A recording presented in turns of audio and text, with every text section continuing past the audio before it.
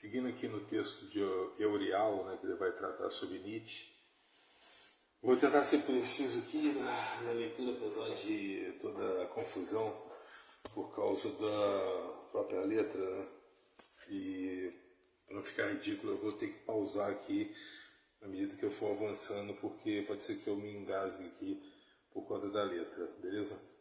Eu anotei assim: esse trabalho sobre Nietzsche e o nascimento da filosofia, o filósofo mineiro e cataguasense relembra as investigações do filósofo alemão.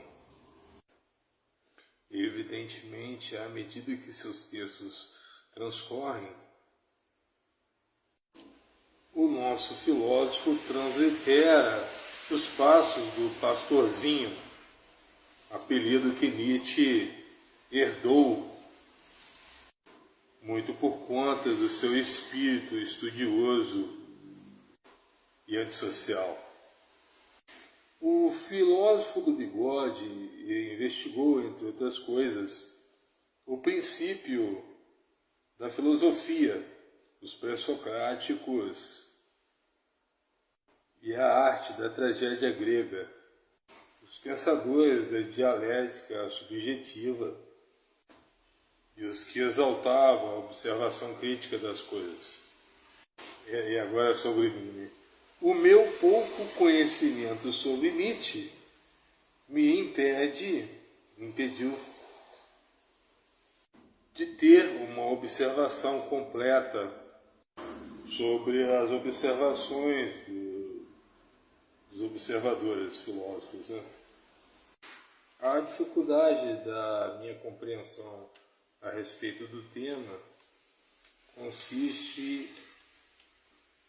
no fato de eu ter lido apenas um dos seus livros, O Anticristo, e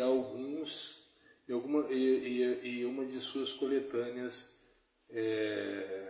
sobre seus aforismos, o que acabou limitando as minhas possíveis reflexões a respeito do tema e das observações de Eurialo a respeito do autor. Diferente do artigo sobre as impressões de Otto, sobre a construção do super-homem de Nietzsche, analisada por Canabrava, nesse artigo aqui, Eurialo observou o pastorzinho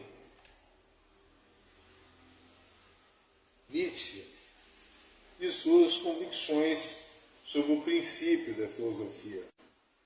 Para mim, Edson, a filosofia nasce dos mitos e se abre para a razão a partir de Êxopo, o filósofo fabulista esquecido pela filosofia. Canabrava, mais experiente e astuto, versa sobre o super-homem de Nietzsche, que talvez tenha nascido, aí é uma opinião minha, de outro filósofo italiano do século XV, Pico della Mirandola, erudito neoplatônico, e aficionado pela ideia do homem ideal.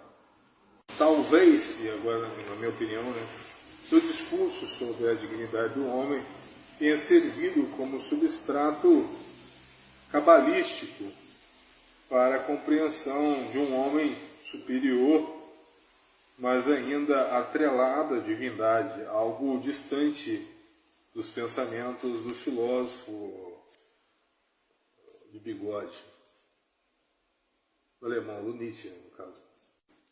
Canabrava roçaga o texto, nos orientando e lecionando sobre o dinamismo e a renúncia do filólogo quando observa questões morais enrijecidas pelas crenças religiosas, enrijecidas por formas objetivas do conhecimento ressaltando que a alegria de viver deve permanecer na vida, na maturidade da vida, apesar dos altos e baixos, de suas nuances e fora dos julgamentos do pecado e das convenções morais. Algo que o Edson considera impossível, a não ser que convivamos em um hospício ou em algum outro planeta não habitado. Pois onde existir homens, existirão dogmas e leis. Para Nietzsche, o império dos instintos deveria prevalecer, fora das opressões inventadas pelos homens, assumindo assim a versão de um novo homem, um novo homem mais sincero aos seus impulsos primitivos e fisiológicos. Fico pensando, será que ele estaria negando a razão, né? Só que ele disse assim, esse homem racional aí, ele caminha, ele tende a caminhar para o abismo. Talvez seja melhor recuar o homem ao estado de primitivo, mas aí o estado primitivo é o estado da barbárie e o estado da loucura, onde as leis não nada vale, sabe? Aí, ou seja, não dá em lugar nenhum, não. Tipo, o pensamento, de certa forma, acaba sendo utópico, acaba mais confundindo o que já é confuso do que apontando soluções, sabe? Não sei não, hein? Reginaldo.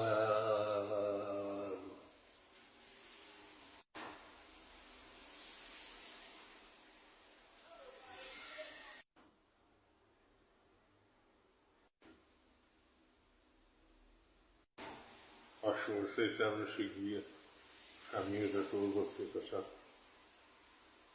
O caminho mais justo é o caminho da filosofia, tá certo? Haver um pouco de mão essas ideologias macabras de esquerda, essas ideologias nietzschianas, tá certo?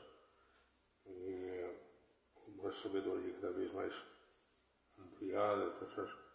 Mais baseadas nos princípios do cristianismo e menos no comunismo, tá certo?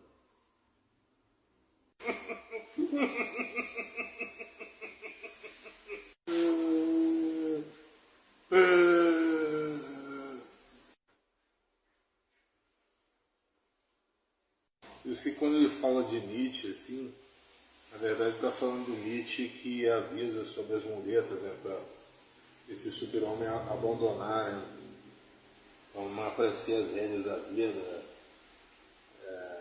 tão explorada aí pelo aquele comunista lá do Augusto Cury, sabe? E tomar as rédeas e largar as muletas dos ídolos, né? Ele é considerado também, entre outros, o pai do relativismo também, né? A sua negação da verdade em vários aspectos, né? Quando ele nega os dogmas, na verdade ele quer criar um tipo de relativismo tanto moral quanto científico, etc. Criar uma bagunça mesmo mental. Parece que ele estava muito mais em comunhão assim, politicamente com os anarquistas, né? E quando ele combate a religião, combate os valores morais e tudo, as formas de opressão, ele também tem que considerar, a gente precisa considerar o Estado, né, como forma máxima de opressão. Então, quando ele fala de super-homem, na verdade ele está falando de um homem livre, né? Um homem fora das opressões e tudo. Tipo,